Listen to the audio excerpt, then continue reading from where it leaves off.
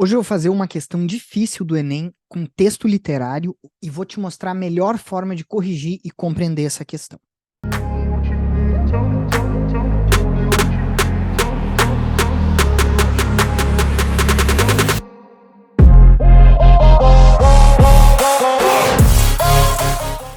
Olá, olá, muito bem-vinda, muito bem-vindo. Sou o professor Gabriel Torres, mais uma vez aqui no canal do professor Felipe Pereira, que eu recomendo que tu te inscreva desde já, porque já tem muito conteúdo e vai ter mais muito conteúdo bem útil para ti, para o Enem.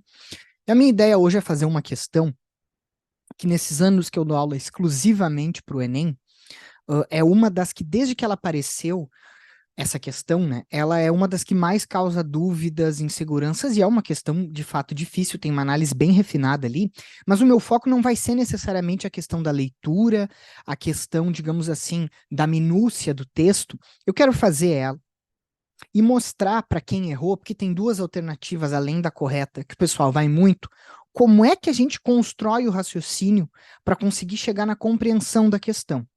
Vamos começar fazendo a questão, depois eu explico um pouco mais o que eu estou pensando aqui em fazer, o que vem na minha cabeça para te explicar essa questão. Bueno, temos aqui a nossa questão 99, tá? Da prova de 2016, primeira aplicação. Essa questão é número 99, esse arquivo aqui que eu estou usando é o arquivo da prova amarela, tá? Então, é o seguinte. Procedimento padrão para fazer a questão, lembrando, né, a gente sempre começa pelo enunciado e depois passa para o texto. Opa, botei na questão errada. A gente começa pelo enunciado, depois passa para o texto, aí lê o texto conforme a ótica que o enunciado nos passa, tá? Porque textos são muitos e maneiras de ler textos são inúmeras. Então, quem está te dizendo que é só ler, quer ler com minúcia, quer ler aquilo, está falando de uma forma muito genérica e muito imprecisa. Quem vai nos dizer como a gente tem que ler o texto é o enunciado, tá? Então, vamos agora olhar para o enunciado desta questão. Referindo-se a práticas culturais de origem nipônica, ou seja, japonesa, o narrador registra as relações que elas provocam na família e mostra um contexto em que, então, a gente já sabe que vai ter práticas culturais de origem nipônica, uma família dentro de reações da família em certo contexto. Basicamente é isso. Vamos dar uma olhada no texto agora. Questão 99, texto. Em casa, Hideo ainda podia seguir fiel ao imperador japonês e às tradições que trouxeram no navio que aportara em Santos. Por isso, Hideo exigia que aos domingos todos estivessem juntos durante o almoço. Ele se sentava à cabeceira da mesa. À direita ficava Hanashiro, que era o primeiro filho, e Hitoshi, o segundo. À esquerda, Haru, e depois Hiroshi, que era o mais novo.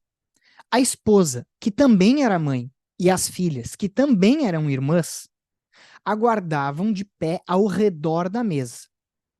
Haru, só para pausar aqui, ó, Haru é o segundo do mais novo para o mais velho, tá? É o quase o mais novo.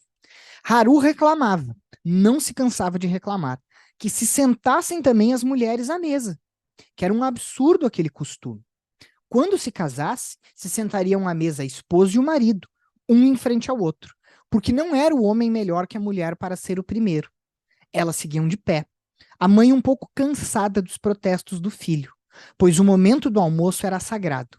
Não era a hora de levantar bandeiras inúteis. Vamos lá. Novamente o enunciado. Referindo-se a práticas culturais de origem nipônica, o narrador registra as reações que eles provocam na família e mostra um contexto aonde observamos o quê, tá?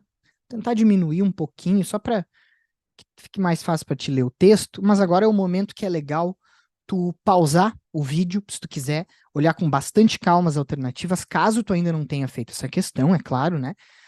Dá uma olhadinha com calma, volta para o texto, tenta encontrar aquela que tu acredita que é a correta, que já vou falar qual é a correta, corrigir, mas eu quero corrigir diferente de como eu vinha fazendo, simplesmente explicando as alternativas a certa e as erradas. Eu quero transformar isso num processo de estudo que tu vai levar para ti mais diretamente, e eu já explico por quê. Então, Pausa o vídeo, porque eu vou dizer que o gabarito dessa questão é a alternativa E. O lugar à mesa metaforiza uma estrutura de poder. Por quê? Porque tu tem o pai num lugar, à direita, logo à direita, o primeiro lugar, aquele lugar assim, né? Do primeiro abaixo da hierarquia é a direita da mesa, depois o outro, segundo mais velho, à direita, e à esquerda já vem os outros depois daqueles da direita, né? Que é a escadinha, o mais velho, aí o que nasceu depois e o caçula na esquerda. E as mulheres todas de pé. Então isso vai metaforizar, vai colocar uma estrutura de que quem manda é aquele cara que está na cabeceira, depois aquele, e as mulheres estão ali, vamos dizer assim, de pé, para servir, para aguardar os homens comerem, né? Porque não é o lugar delas estar sentada na mesa na hora da refeição, que é um momento, enfim, central na convivência humana, não vou dizer nem na convivência familiar. Beleza, essa é a alternativa correta. Aí eu queria me colocar no lugar de um dos vários alunos que eu já tive que já erraram essa questão. Que pode ser o teu caso ou de alguém que tu conhece. Mas mesmo que tu tenha acertado, tu que tá vendo esse vídeo agora, esse raciocínio que eu vou colocar, ele vai servir para todas as questões. Quando a gente não tem o gabarito da questão, a gente está testando. A gente está fazendo um teste, a gente está se arriscando, como a gente vai se arriscar 180 vezes, né? Ao fazer prova do Enem 45, 45, 45 mais redação, né? A gente vai se arriscar muito. Então a gente treina esse risco. Nesse momento que a gente está agora, nós temos coisas que nós temos certeza na materialidade. O texto, que está aqui, eu não estou destacando, mas não precisaria. O enunciado. E nós temos a informação de que essa alternativa, e só essa, mais nenhuma outra, é correta se encaixando nesse enunciado. Ou seja, pode parecer uma redundância que eu estou falando, mas essa aqui está certa e todas as outras estão erradas. Qual é que é o problema? Muita gente marca essa aqui, a B, as campeãs das erradas, tá? E a D. Eu vou comentar a partir dessas, tá? Normalmente, se marca essa aqui, quem erra e quem fica com muita dúvida fala, bah, mas para mim é essa aqui, tem que ser. Aí a B, não. Qual que é o movimento que o aluno normalmente faz? Que o candidato, né, a vaga normalmente faz. Mas eu acho que é essa aqui, porque afinal tem um irmão mais novo, né, que reclama, que fala que ele vai abandonar aquele hábito, né? E essa aqui também, sim, olha só, teve um conflito a respeito da posição dos homens e das mulheres, e esse conflito foi neutralizado. É o seguinte, nós sabemos que isso está errado. Então, a gente errou a questão. A gente tem convicção numa alternativa D, perdão, uma alternativa D, eu olhei a D. A gente tem convicção numa alternativa errada. A gente tem que antes, assim, o pensamento ele vai partir de que aquilo está errado. E de que qualquer coisa que nos leve para aquela alternativa está nos induzindo ao erro. Então é um raciocínio que a gente tem que isolar. A gente tem que cuidar. E não deve fazer isso. A gente não pode perder tempo querendo justificar uma alternativa que está errada. Todas as questões do Enem são perfeitas? Não. Essa aqui é. Obviamente, eu peguei dizer uma questão perfeita. Tem questões que fica com muita dúvida, algumas questões assim que não são legais? Sim, mas é a exceção, gente. Mas o meu professor odiava tal questão. Vai ver se o teu professor compreendeu, se ele sabe o que é competência e habilidade, se ele teve a humildade de olhar para a questão. Por quê? Porque a gente está num concurso. A gente não está falando sobre a alma dos textos. A gente não está falando de literatura como algo engrandecedor para nós como pessoa. Não. Tem um texto, tem um enunciado e tem uma alternativa correta. A gente tem que entender por que aquela é a correta. E a gente não pode olhar, aqui vem uma frase muito importante. A gente não pode olhar a alternativa errada sozinha. A gente tem que olhar ela do lado da correta. Cara, isso aqui está errado também porque isso aqui está certo. Normalmente o aluno, ele pensa, não, mas para mim é a D, e a dúvida ela sempre vem no sentido de justificar o erro. Não, para mim é a D, porque afinal o cara falou aqui, não aconteceu nada. É tipo assim, 1 mais 1. Eu marquei a resposta 3. Não, mas eu marquei 3 porque 1 mais 1 tem 1 mais 1 dá 3.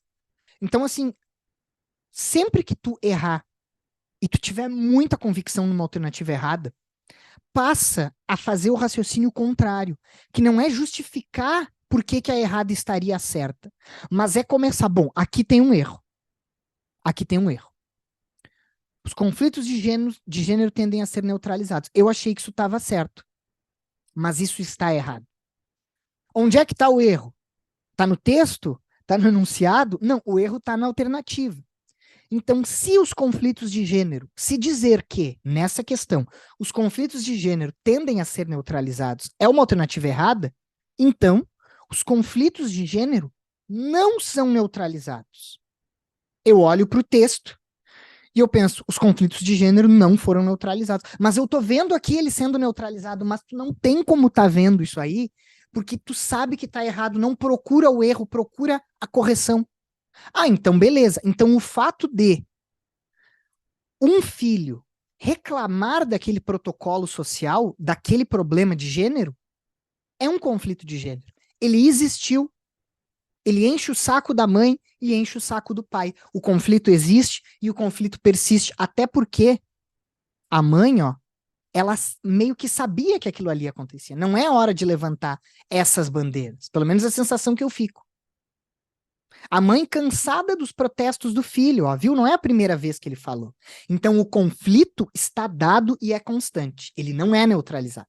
Ah, mas nada muda. Sim, mas não disse as diferenças de gênero são, ou melhor, a vontade de querer equalizar os gêneros na família. Não, é os conflitos. O conflito está ali, ele não foi neutralizado. Ele se repete e se repete e se repete. Tá vendo? Isso é muito importante. Essa aqui, as novas gerações abandonam antigos hábitos. Mas eu tô vendo aqui que tem uma nova geração que abandonou o hábito. Mas isso está errado. Então, alguma coisa de errado tem aqui. Onde é que vai estar errado? Vai estar no abandono? Vai estar nas novas gerações? Vou te dizer onde é que vai estar o erro. Tá? Primeiro, bom, se as novas gerações não abandonam, se isso aqui está errado, então eu tenho que olhar. Quem é que são as novas gerações? São 4 irmãos e mais tem o número de irmãs aqui? Não. Mas tem mais de uma irmã. Então, 4 irmãos e no mínimo 2 irmãs. Então tem 6 pessoas. Só uma da nova geração reclama. Dá para dizer, se esse cara, se o Haru, ele casar e a mulher dele sentar na frente dele, e todos os outros 5 mantiverem esse protocolo, as novas gerações abandonaram os hábitos? Não. Ah, mas tu não pode falar sobre o que não aconteceu. Nem eu e nem quem marcou essa alternativa, que também tá falando. Não abandonou nada. O cara nem tem a casa dele e ele é o único que reclama de no mínimo 6. Tá? Então tá errado. O que tá correto é isso. Não vou comentar as outras. Tá? Até para deixar, caso tenha marcado alguma alguma das outras, tá? Tu olhar para essa A e para essa C com a certeza de que isso está errado e não ir no texto procurar razões que tornam ela certa. Beleza? Beleza. Espero ter te ajudado, tá? Esse raciocínio é para uma questão difícil de texto literário, mas ela vai servir para uma questão difícil da habilidade 18 de elementos coesivos, vai cair para uma questão, vai servir para uma questão difícil de gêneros textuais, beleza? Então, usa essa técnica para tudo. Fiz, errei, bom, a errada está errada. Eu não vou tentar entender o que eu acho que torna isso certo, porque o que me faz achar que torna errado certo vai me fazer errar uma questão. O máximo é que eu vou olhar para o que eu fiz e pensar, aqui tem um erro. Pensar para o meu raciocínio, ó, pensar sobre um raciocínio. Aqui tem um erro. Entendeu? Eu não vou, não, mas isso aqui tá bom. Será que tem? Aonde tem? Não, o pressuposto é que tem um erro ali, no que nos levou à alternativa errada. Beleza? Espero que esse vídeo tenha te ajudado. Manda para todo mundo que acha que pode ser ajudado. Manda para aquele teu amigo que sempre discute a alternativa errada, que tá sempre falando, não, mas essa questão ela tem que ser anulada, porque blá, blá, blá, blá, blá. As questões anuladas estão ali. Foram pouquíssimas. É mais exceção do que questão que não é tão boa. É um número mínimo, mínimo, mínimo. Então, manda para esse teu amigo que está sempre, não, essa questão tem que ser anulada porque por A mais B mais C, porque não tem como. O certo é o certo, o errado é errado. É concurso, é marcar a bolinha no lugar certo. Manda para essa pessoa. Curte o vídeo, obviamente, para dar uma ajuda. Se inscreve aqui no canal do Professor Felipe, vai ter muito mais conteúdo. Eu vou falar mais sobre como é que a gente sai de algumas situações de estudo mesmo, de questões difíceis, tá? O Felipe vai estar fazendo bem mais live e confere na descrição a nossa plataforma Linguagens IHM, lá onde a gente faz um trabalho mais extenso, com mais calma, com acúmulo de anos já, que vai te ajudar muito, como tem ajudado muita gente a passar dos 700 em linguagens no Enem. Muito obrigado e até a próxima questão, até o próximo vídeo.